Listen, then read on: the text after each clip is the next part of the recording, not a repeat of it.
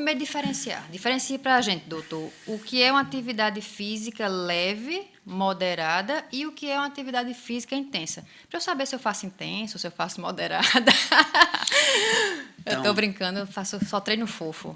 Então, vamos lá, vamos pensar o seguinte. Se a gente está fazendo uma atividade física de forma leve a moderada para manter a saúde, então é aquela atividade física que você tem uma frequência de regularidade de 3 a 4 dias na semana, né?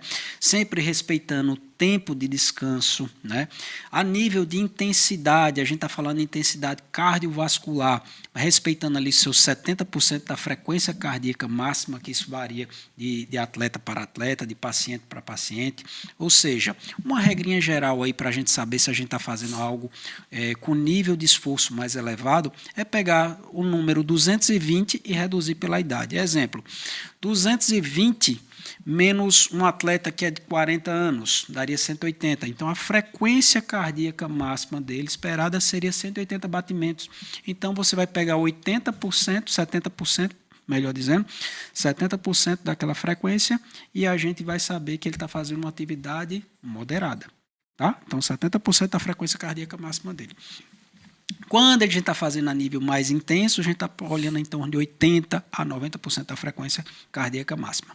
Isso é uma definição.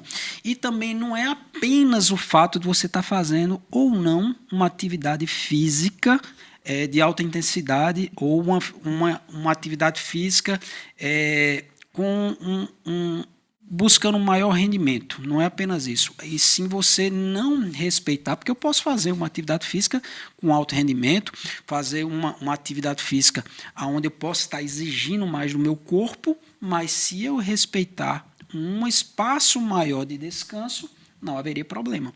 O problema maior é quando o indivíduo está fazendo uma atividade física intensa e também não está respeitando a alimentação e nem um tempo de descanso. Aí sim ele pode ter um acúmulo do que a gente chama dos radicais livres. Resumindo, radicais livres a gente escuta tanto, né? Ou aquela história do estresse oxidativo. O acúmulo de radicais livres levam o estresse oxidativo. Então é isso, né? Se você faz uma atividade física, né, leve e moderada, você está trazendo benefícios. Você vai produzir radicais livres? Vai, mas o seu corpo ele é capaz, né, de degradar aquilo, de desintoxicar, neutralizar e não conseguir, né, e não afetar o couro cabeludo, diferente do atleta, né, o que ele vai fazer uma atividade física intensa, ele vai produzir tanto radical livre, vai oxidar tanto que o corpo não vai ser capaz de neutralizar. Não é isso, doutor? Exato. Então, só para a gente ter um entendimento do que a gente está falando. Quando eu estou fazendo uma atividade física com uma intensidade maior, eu estou exigindo mais da minha musculatura, eu estou exigindo mais do meu sistema cardiovascular. Automaticamente eu vou ter que ter uma maior circulação sanguínea. E essa maior circulação sanguínea vai fazer com que eu ventile mais. Ventilar é diferente de respirar, para ficar claro. Aumenta a ventilação. E esse aumento de ventilação, eu estou conduzindo mais oxigênio para o corpo, e esse oxigênio lá dentro da célula vai ter que se ligar com a glicose, né, lá no ciclo de Krebs, aquele assunto chato de biologia de segundo grau, do livro de Sônia Lopes, né, de segundo grau, biologia 1, ciclo de Krebs está em biologia 1, né, isso aqui não é assunto de medicina não, hein, assunto de segundo grau, biologia 1, ciências, né, ciências. Sim. Não é ciência que chamava? Mudou? Porque, né, mudou foi tudo, né?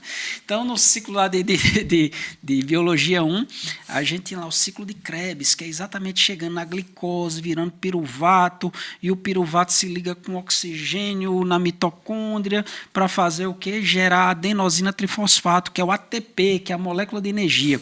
Quanto mais oxigênio eu preciso utilizar, quanto maior o meu VO2, minha capacidade de recrutar oxigênio para levar para a musculatura, para poder manter aquela atividade física em alta intensidade, eu também estou gerando mais radicais livres, que é o que é gerado, era para ser gerado apenas. A gente lembra o seguinte, entra O2 e sai CO2 e água.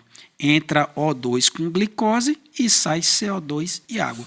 Só que nesse não é apenas sai CO2, que é o gás carbônico, e água, também gera radicais livres, né? Que esses radicais livres podem sim ser moléculas, elas são moléculas reativas, que ela pode atacar as células.